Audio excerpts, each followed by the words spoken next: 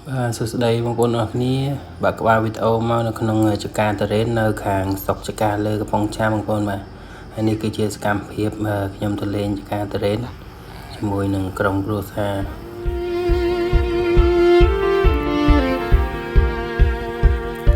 បាទឥឡូវនេះពួកខ្ញុំកំពុងទៅដើរចូលទៅក្នុងចកាតរ៉េនស្រស់ពៅបាទក្នុងនោះមានមកុដសៅម៉ាវតរ៉េនហូច្រើនណាស់បងប្អូនអើយហើយ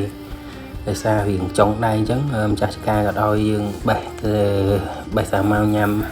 មកុដអីញ៉ាំសេរីអញ្ចឹងក៏ដិតគិតលុយឯង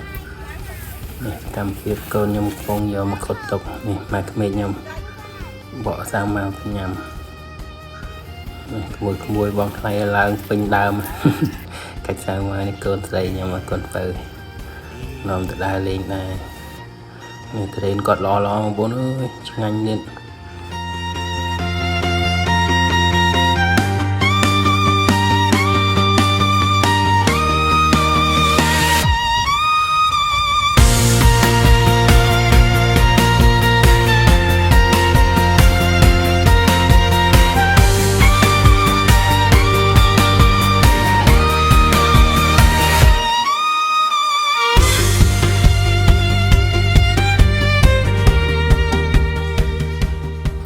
ទៅពេលចេញពីចកាតរ៉េនហ្នឹងយើងមកលេងនៅ